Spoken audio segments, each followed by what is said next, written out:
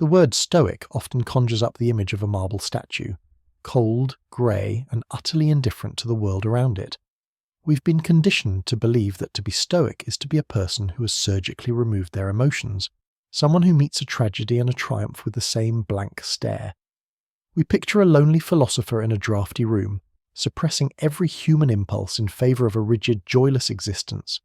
But this isn't just a misconception, it's a fundamental misunderstanding of one of history's most practical and liberating frameworks for living. In reality, Stoicism isn't about the absence of feeling, it's about the mastery of impulse. It is the mental Kevlar that allows you to feel the full spectrum of human emotion, fear, anger, or excitement, without letting those feelings hijack your steering wheel.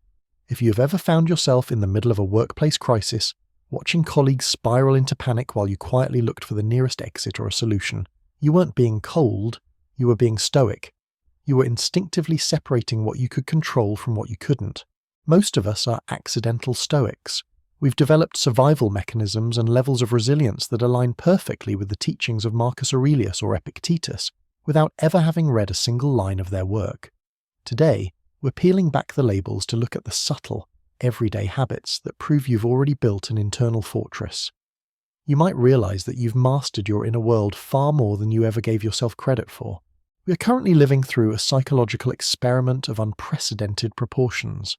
Never before in human history has the individual been subjected to such a relentless, high-velocity stream of information, much of it designed specifically to trigger our most primal emotional responses.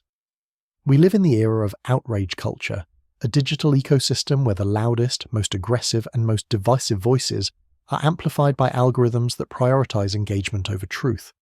This constant digital noise isn't just an annoyance, it is a fundamental threat to our peace of mind and our ability to live a virtuous, reasoned life. The hijacking of the attention economy. The core of our modern problem lies in the attention economy. In this landscape, your focus is a commodity to be mined, packaged, and sold. Social media platforms, news outlets, and advertisers have discovered that the most effective way to capture your attention is to bypass your rational mind and strike directly at your amygdala, the part of the brain responsible for the fight or flight response. This creates a culture of instant reaction. We are conditioned to respond immediately to every notification ping, every trending hashtag, and every perceived slight from a stranger 3,000 miles away. When we check our phones first thing in the morning, we aren't just looking at messages, we're inviting the entire world's chaos, opinions, and tragedies into our beds before we've even had a sip of water. We have become reactive rather than active, bouncing like pinballs from one external stimulus to the next. The illusion of control and the growth of anxiety. This constant connectivity fosters a dangerous illusion. The idea that because we can see everything happening globally, we should somehow be able to influence or fix it. We scroll through global crises, political upheavals, and the curated, perfect lives of influencers, and we feel a crushing weight of responsibility and inadequacy. The Stoics warned us about the dichotomy of control, but modern life has blurred those lines into oblivion. We spend hours agonizing over things that are fundamentally outside our sphere of influence. What a celebrity said, how many likes a post received, or the fluctuating opinions of the masses. Because our brains can't distinguish between a physical threat in our living room and a digital threat on a screen, we exist in a state of perpetual physiological stress. Our cortisol levels remain spiked, our sleep is disrupted, and our baseline state shifts from calm to low-level panic. Happiness as a hostage. The result of this hyperreactive lifestyle is that our happiness has become a hostage. We have outsourced our emotional well-being to external events. If the stock market is up, we are happy. If it's down, we are miserable. If our boss praises us, we feel worthy. If they are short with us, our day is ruined. We have built our internal houses on shifting sand, allowing the chaos of the commons to dictate whether we feel at peace or in turmoil. We have become victims of minor inconveniences. Because we are so tightly wound by the macro chaos of the world, a slow internet connection or a long line at the grocery store feels like a personal affront. We lose our temper, we complain to anyone who will listen, and we leak our mental energy into complaints that change nothing. This is the challenge of the modern soul. We are physically safer and more comfortable than almost any generation in history, yet we are arguably more mentally fragile. The erosion of the inner fortress. In ancient times, a person could retreat to their home or the countryside to find silence. Today, silence is a luxury that requires conscious effort to achieve. The noise follows us into our pockets, onto our wrists, and into our very thoughts. This erosion of the inner fortress, that private space where we can reason and reflect, has left us vulnerable. When we lack a philosophical framework to filter this noise, we become part of the mob. We join the outrage cycle, we contribute to the digital vitriol, and we wonder why we feel exhausted and hollow at the end of the day.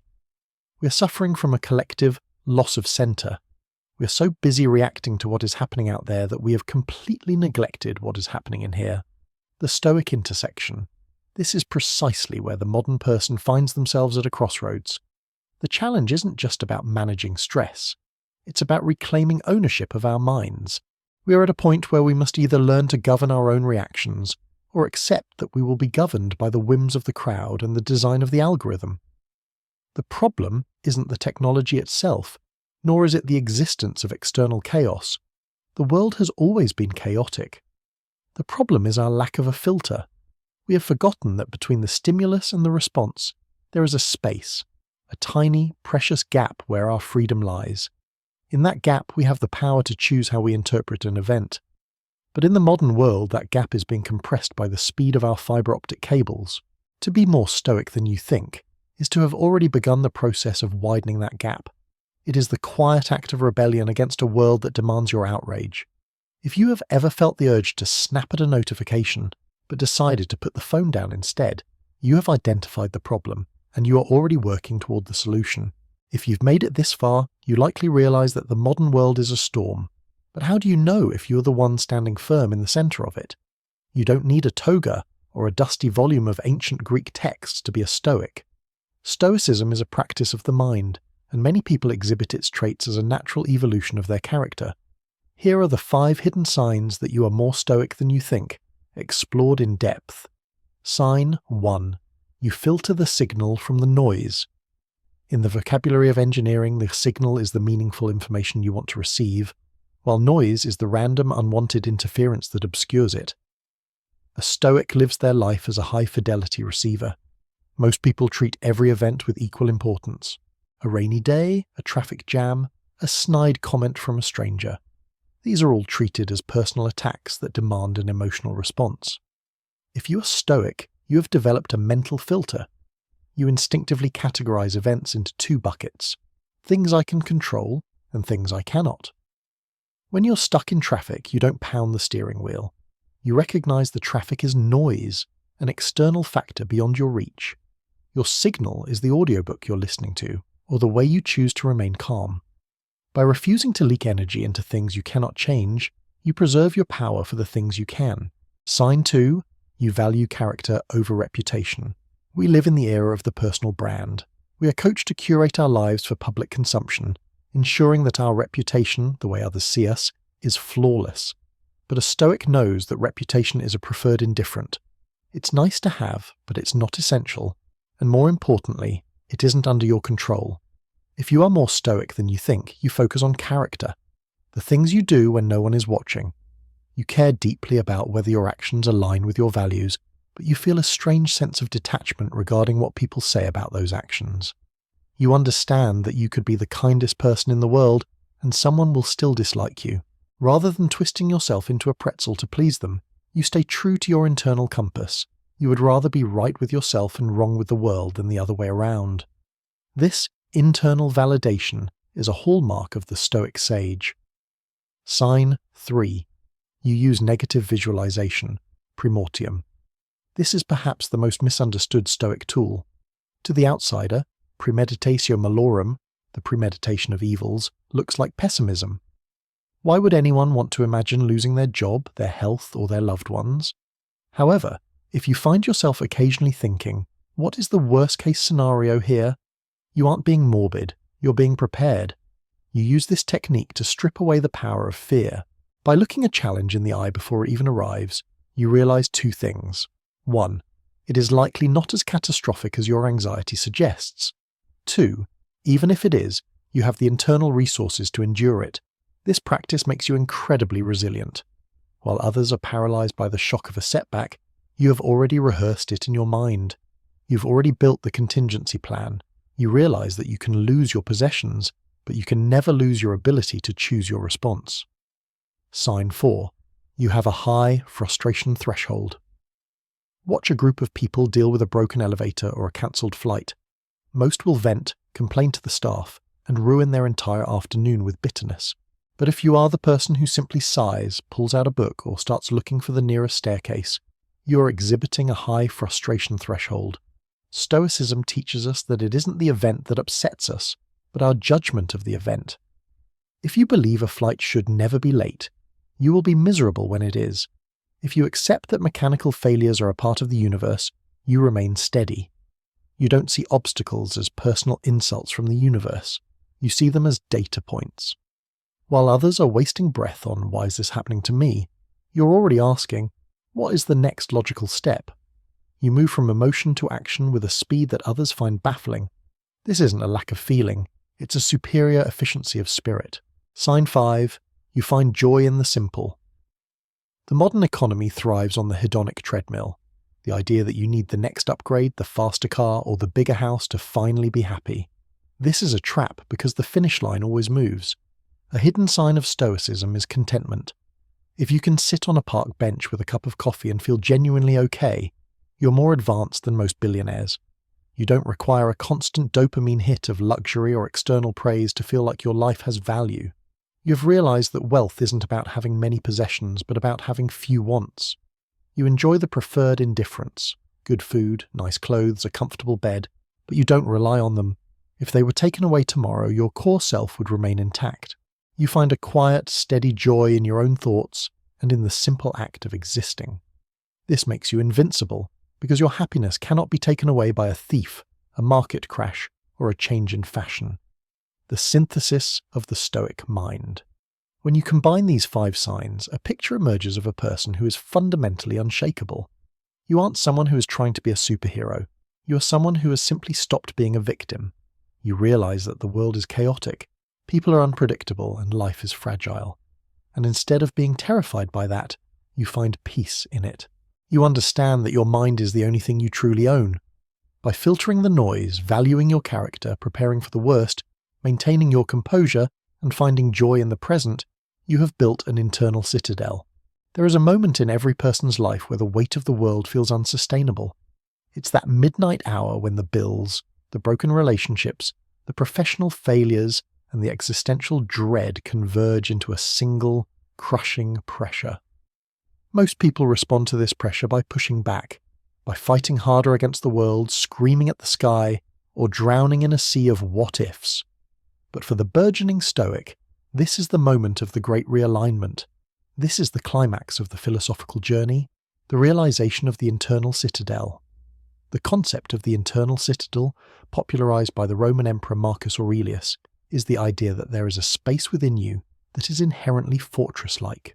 It is a place that no army can conquer, no economic depression can bankrupt, and no critic can defile.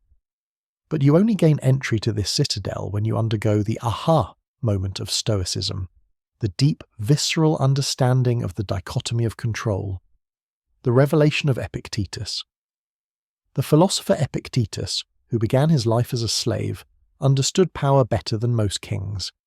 He distilled his entire philosophy into a single, devastatingly simple sentence. Some things are up to us, and some things are not up to us. At first glance, this sounds like a platitude. It sounds like something you'd see on a motivational poster in a dentist's office. But when you truly internalize it, when it moves from your head to your gut, it becomes the most radical realization a human being can have. We spend 90% of our emotional energy on things that are not up to us. We agonize over what our ex-partners think of us. We lose sleep over the political climate. We burn with resentment because of a promotion we didn't get. These are all external. They belong to the world. When you place your happiness in these things, you are effectively handing a remote control to the universe and saying, "Here, you decide how I feel today." The turning point. Reclaiming the remote. The climax occurs when you stop trying to control the uncontrollable and turn your gaze inward. You realize that your only real power, your only sovereign domain, lies in 2 things, your judgments and your actions. Imagine you're a sailor. You cannot control the wind. You cannot control the tide. You cannot control the tide. You cannot control the hidden rocks beneath the surface. If you spend your time cursing the wind, you are a fool. The Stoic sailor realizes that while the wind is not up to him, the setting of the sail is. The internal citadel is the realization that no matter how hard the storm blows, you still own the rudder. When this clicks, the weight of the world's expectations doesn't just lighten, it evaporates. You realize that you cannot be humiliated because humiliation is a judgment you choose to accept. You cannot be defeated because your goal is no longer the external victory, but the internal integrity of how you fought. The end of emotional slavery. This is where the cold statue myth finally dies. Reaching the internal citadel isn't about suppressing your emotions, it's about refusing to be a slave to them. When you are in the citadel, you still feel the sting of a loss. You still feel the surge of anger when you are treated unfairly. But instead of those emotions dictating your next move, you observe them from the battlements. You say, "I see you, anger. You're a response to an external event, but you do not have the floor. Reason has the floor." This is the peak of human maturity. It is the moment you move from being a victim of your biology and your environment to being the architect of your character. You stop asking the world to be easy and start asking yourself to be strong. The freedom of "I don't care." There is a profound, almost intoxicating freedom that comes with the climax of Stoicism. It is the freedom of being able to say, "I don't care about the outcome as long as I handle the process with virtue." This doesn't mean you become lazy or indifferent. Quite the opposite. Because you aren't terrified of failure, since failure is often an external, not up to us event. You are free to work harder, speak more boldly, and love more deeply. You are no longer playing a game of don't get hurt. You are playing a game of act well. The internal citadel is the realization that your mind is a sanctuary. As Marcus Aurelius wrote, "The mind, once freed from passions, is a fortress, which gives man no more secure a refuge." Once you enter that refuge, you realize that the chaos of modern life, the outrage, the noise, the digital franticness cannot touch you unless you let it in. The breakthrough. The climax is the shift from external validation to internal integrity. It's the moment you stop looking at the scoreboard and start looking at your form. In this moment, you recognize that you have been more stoic than you thought, because you've had these flashes of clarity before. You've had moments where you just knew that someone's opinion of you didn't define you. You've had moments where you accepted a loss with grace and moved on. The climax is taking those flashes and turning them into a steady flame. It is the permanent move into the citadel. You're no longer a hostage to fortune, you're a sovereign entity. The world can take your money, it can take your reputation, and eventually it will take your life. But it can never take your ability to meet those challenges with a steady mind and a courageous heart. That is the aha moment. That is the climax. The journey through Stoicism doesn't end with a final certificate of perfection. There is no point at which a human being becomes completely immune to the stings of life or the surges of emotion. Instead, the true mark of a Stoic is the speed and grace with which they return to center. If you have recognized yourself in these 5 signs, it means you have already developed a default setting of resilience. You have moved past the fragile state of being shattered by life and into the state of being strengthened by it. This mental armor you've built isn't a wall that keeps the world out. It's a framework that keeps your soul intact while you're in the world. You have discovered that you don't need a perfectly calm environment to have a perfectly calm mind. By applying the dichotomy of control and prioritizing your character over the noise of reputation, you have reclaimed your agency. You're no longer a passenger in your own life, driven by the whims of external events and digital outrage. You aren't a robot. You feel the cold, you feel the heat, and you feel the weight of modern chaos. But you are a person who has realized that the fortress is real and the key is in your hand. Resilience isn't something you have to go out and find. If you look closely at how you've handled your hardest days, you'll see it has been your default all along. Which of these 5 signs felt most like a description of your own life? Perhaps you've always been the one to stay calm during a crisis, or maybe you've recently started filtering the signal from the noise in your social media feed. I'd love to hear your thoughts. Drop a comment below and let me know which Stoic trait you've been practicing without even realizing it. If this perspective helped you see your own strength, Consider sharing it with someone who might be feeling overwhelmed by the chaos of modern life. Together, we can build a community of people who choose agency over outrage.